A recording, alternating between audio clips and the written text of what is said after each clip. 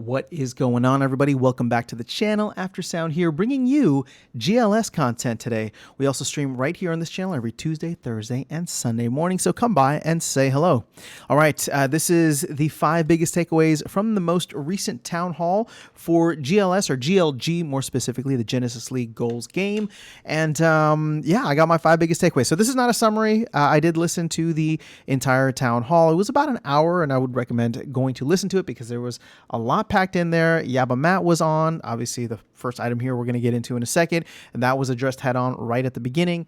But it is not a summary. I actually don't know if anybody does, written and video kind of summaries for these, but again, these are just the 5 things that stuck out to me, and we got a couple of bonus items that I will mention at the very end. So let's start off right where the town hall started, and that is the price manipulation that happened and the recent burning of GLX at the higher prices. I did a video kind of explaining how the mechanics of it worked. Let me just put it this way. Matt was on, and Matt called it an exploit. So to me, it's kind of officially labeled as an exploit. And obviously the team, both Matt and Aggro, were actually not very happy with with what happened. And I actually had no idea how they were going to respond. I mean, obviously the community's been really upset, and they did take the whole decentralized approach where, ultimately they took responsibility. So I appreciate that accountability from the team. Obviously that doesn't fix things, but they do believe that the 6-hour time or burning window now, plus the upcoming potential reward LPs or LP rewards, are going to be a solve for this, and that it won't happen again in the future. But nobody can promise that. Now, I don't even know how to address this because I've said this before. I'm obviously not thrilled about it. I don't even own any packs, right?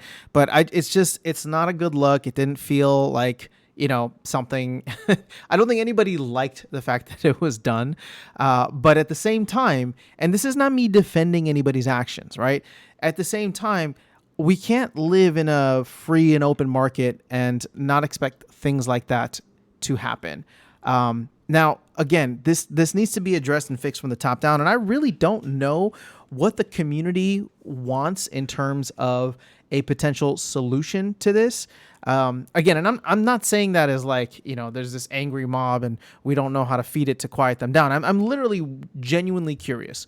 What is it that you would like to see from the team or from the people who did it, right? Who participated in it, in order to make things right? Because there's several things that should be at least considered in terms of any kind of solution. One, the GLX cannot be unburned, right?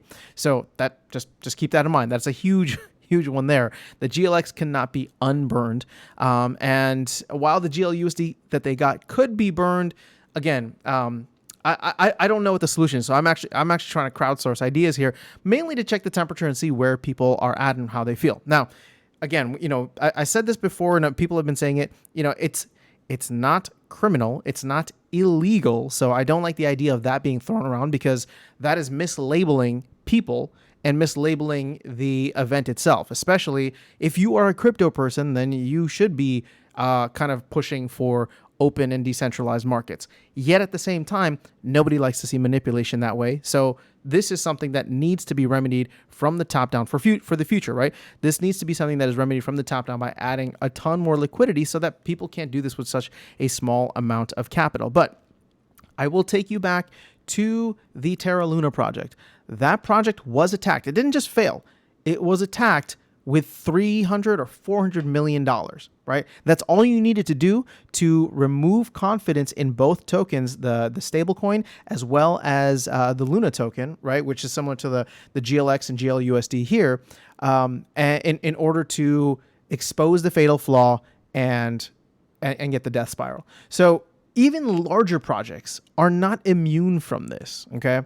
And while Matt said that, this is a small, a relatively small amount of capital and hopefully just a bump, a small bump, right, in the history of where this game will hopefully go, right? Fingers crossed. I'm still excited about the game.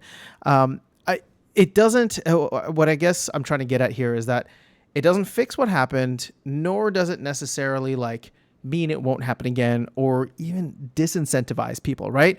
There needs to be actual things put in place. It's don't trust, verify. So obviously that's not the perfect analogy here, but it's like, let's add more liquidity. Let's take the actions to make sure stuff like this won't happen. And the team did what they thought was right. They increased the time window, and that has its pros and cons. I just hope the LP stuff happens sooner rather than later.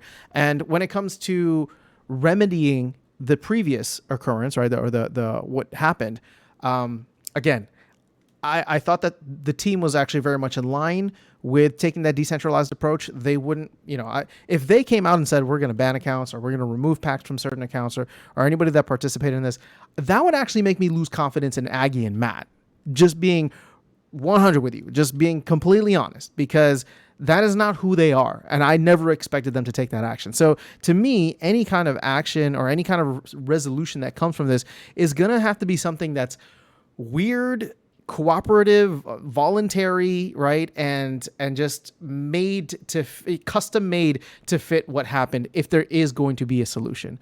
But maybe there won't be, right? I'm just saying, it seems like people in the community are not willing to let it go. And I don't blame you, right? Because it doesn't feel resolved. So I can understand where people are at with this. But when I say it doesn't feel resolved because I still feel like there is potential for something like this to happen in the future until we can get a lot more liquidity into the game. So to me, the long-term solution, at least looking forward, not looking back, but the long-term solution looking forward is to add liquidity as soon as possible. And then, like I said, I really don't know how to do things looking back. And I'm open to hearing ideas here, and maybe the community can brainstorm something that makes everybody happy and allows those who want to make amends, as has been said, to make amends, right? But again, it wasn't illegal. They don't have to. And I know I'm playing the middle here, but honestly, I think it's a very nuanced situation that is undesirable, yet at the same time not illegal, right? So take that for what it is. Okay, so let's go ahead and move on, at least for now. I'm sure this topic will come up again at some point, but we'll move on for now. Number 2, this was actually really interesting because I've been wanting to make a video about this. I've just been waiting for more information on the GLG cards and how the teams will be made and all that. But I've been mulling this over, and I might still do a separate video on this to expand a little bit more.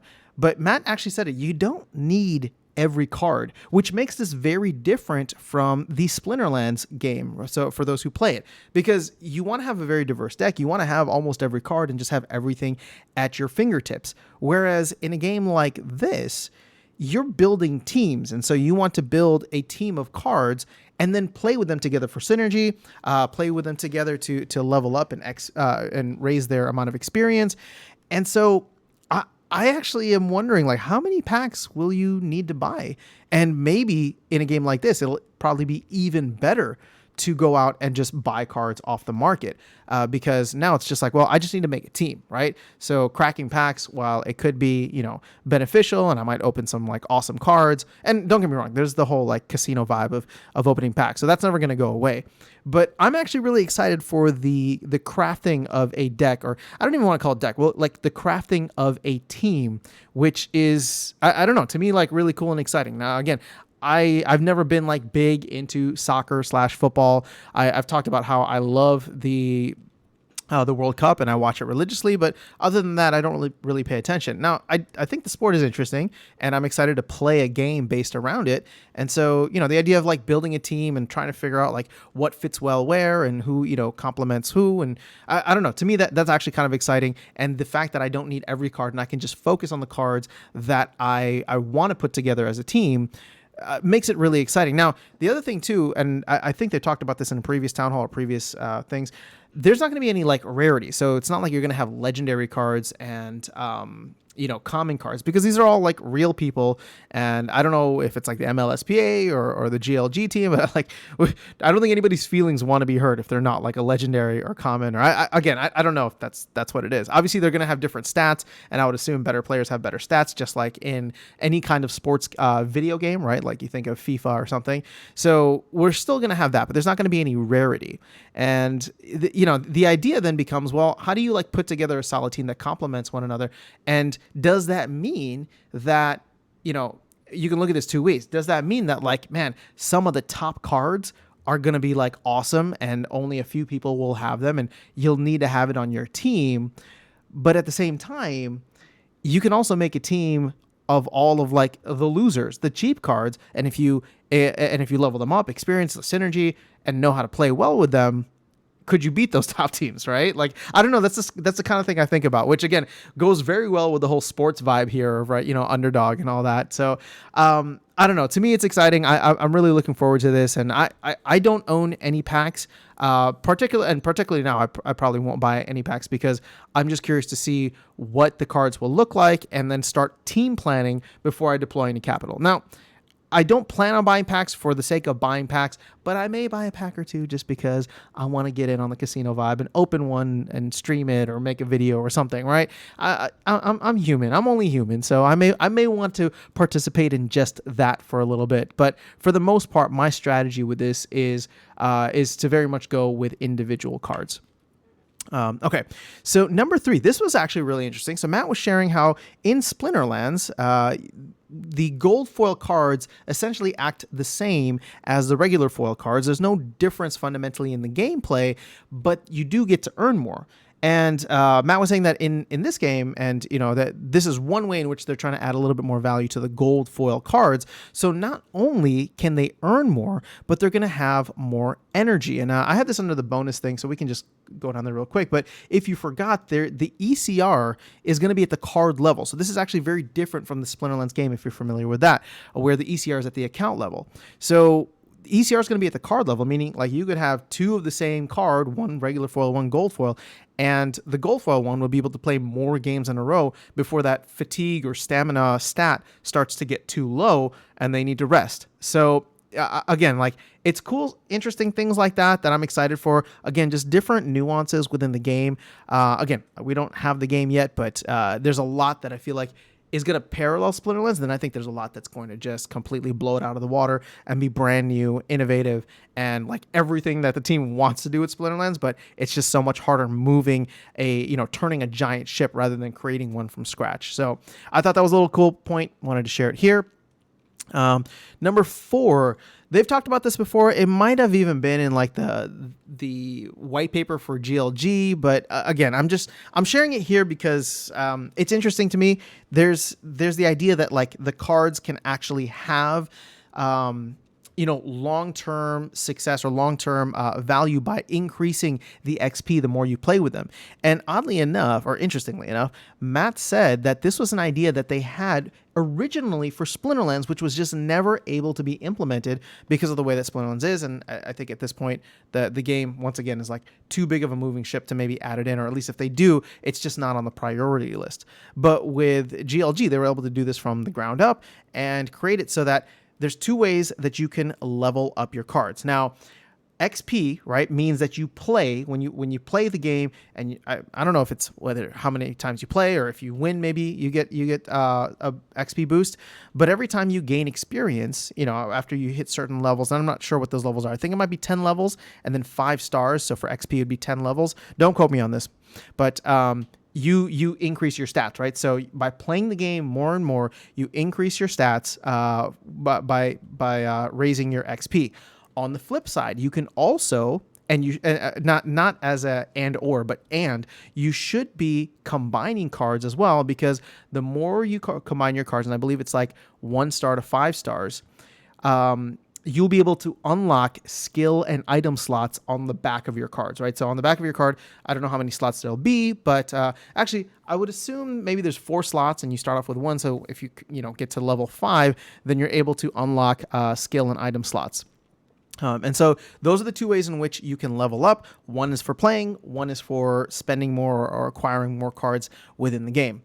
Again, just really cool. I like it. It's different. It's like the same but different in many ways. So like we're just so used to the combining of cards, but this is going to do it in a very fresh way, in my opinion. Hopefully, we'll see. Okay, and then number 5, skills and items. What they're planning is for skills to be consumables. So meaning you'll be able to use them as just a one-time thing in a certain match, and then they go away. And both skills and items are going to be things that you can get in your reward chest, right? So similar to Splinterlands, you'll be able to play the game. Maybe it's a daily reward, season reward, whatever it is, you'll be able to get skills and items. So skills will be consumable, but items will be permanent.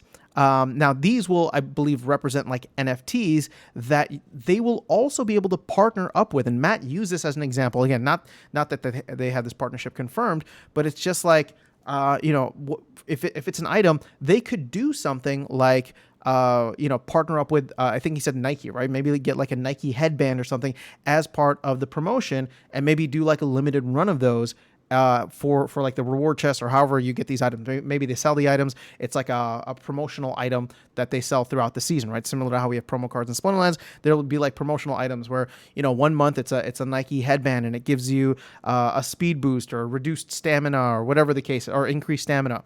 And then the next week it's like Under Armour, or the next, not week, but you get what I'm saying, right? So skills, items, this is going to be such a cool add on to it. The other thing he said about skills too is like he even referenced the game NBA Jam, which was awesome because maybe it's going to give you like this like one shot goal or whatever it is that you can only use once per game. There's going to be elements in it that I think could make it really fun. Hopefully not like OP, but just in a way where it's just like, we're trying to emulate the game of soccer, the game of football within a card game, which is just so weird as it is, right?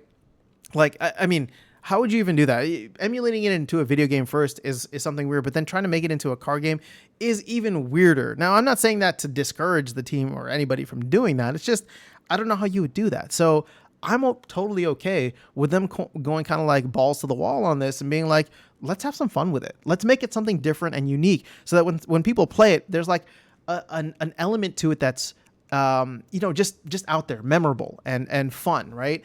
Not something where it's just like, oh, we're trying to emulate as closely as possible to the actual game that we're modeling here. And it'll never be that because this is a card game and soccer/football is an actual sport with people running around and doing things, right? So I'm actually all for that. Just make it fun, make it exciting, throw some crazy skills out there every once in a while, and you never know. To me, it makes the game way more exciting and way more unpredictable in many ways. So I'm looking forward to that. So yeah, that is all 5 things. The bonus items that we have here, it looks like they have the pack opening and the market. So you'll be able to, I believe, at least buy. I don't know about the rental market, but pack opening and market by the end of March or early April. So that is right around the corner. And I think we knew that it was coming soon, but it's nice to see that we're in March now. Like literally, I'm recording this on March 10th. So this is 3 weeks away. I mean, it could be in early April, but you think about the fact that we're going to get the node licenses and then the pack openings right after that, or a week or two after that, and then it looks like the team is going to be heads down focusing on the game, and hopefully we can get some kind of beta or just something for the gameplay so we can see what it is and how it's actually going to look, and all these other teasers in April. That's my hope, because if they're planning to launch the full game by June 6th at the latest, obviously the optimist in me is hoping that can be pushed up to sometime in May. So we get a beta sometime in April, we wait 4 to 6 weeks, we get the full game. I don't know. Could be fun. Make for a fun and exciting Q2. And then the last thing here, we kind of referenced it already, but ECR at the card level. But Matt said this line here, and I should put quotation marks on it, but it's too late. He said, "The more cards you own, the more you can earn." Now, why is that? Well, because ECR is at the card level. So that is such a paradigm shift from Splinterlands, where it's just like you have your ECR, and it doesn't matter how many cards you have. What matters is what cards you have and how good they are, right? Like, how good you are with them, obviously, but that's going to be the case for both games. With this, it's just like, well, you could make a team and then play them until the ECR on all those cards or the stamina on all those cards goes to 0 or they become unplayable. But then you could have a whole separate deck in the same account, or third one, right? I shouldn't say deck. You can have a second team, third team, and this is going to be, I think they said 7-on-7, right? So, so what is it? 2 forwards, I think 2 mids, 2 defenders, and then a goalie.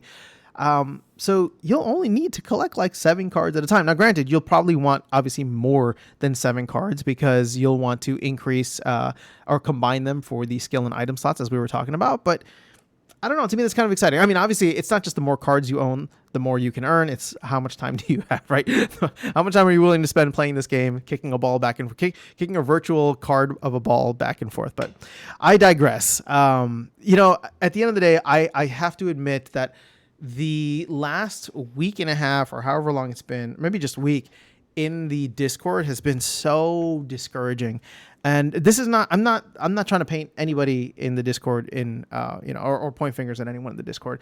I'm just trying to say, like, it's just, it's like, I just don't want to be there. Like, I read it, I go and try to keep up and see where sentiment is and if any new information comes to light. But honestly, it's just like, God, I don't want to be there, and I don't want to like be in this project, right? Because it's just like the community is literally tearing itself apart. And we don't even have a game yet. That's the most frustrating thing. We don't even have a game yet. This project is just you know, straight DeFi at this point. And I have to say that the town hall today with Matt on and Aggie there, of course, as usual, it was actually very reassuring. So again, I know this is a difficult time, and I'm not trying to sugarcoat it or put it under the rug. But my point with this is that I'm still excited about the game. I'm not selling off my assets, and I'm not blaming anybody that does, because there were definitely breaches of trust here. And whether you think that was with the community, whether you think that was with the protocol, the exploits, right? And maybe they haven't been properly adjusted, or maybe you think that's with the team. I don't blame you, right? You do you, and at the end of the day, like, as much as it sucks to say it, like, it is what it is. And I'm hoping it is what it is, but I'm hoping that in the future it can also be better. And so that's where I'll leave you with this. I'm excited for the game. I'm looking forward to it. You know, we're still in early days for it, but you know, Matt and Aggie haven't lost their enthusiasm. And sure, somebody's going to point out that, of course, they're building the game. Why would they lose their enthusiasm? They have every reason to keep their enthusiasm. You're right, but still, sometimes you can tell when like your heart's just taken out of it. and I didn't sense that to be the case at all. And if anything, it gave me a little bit of reassurance just to hodl on. So don't do anything. Don't sell, don't buy, don't reinvest, don't do whatever. Just hodl on. You got 3-4 months maybe until we have a working, or sorry, not 3-4 months, actually less than 3 months. It's March 10th, so June 6th. Less than 3 months until we have a playable game. Fingers crossed. So I'm willing to wait for that. I'm willing to like put everything on the back burner, just let my GLX stake, and you know, just figure it out from there. Come back in 3 months and start playing an awesome game with you guys. So that is all I have. Have an amazing rest of your day. I will catch you all in the next video and see you around the game. Take care.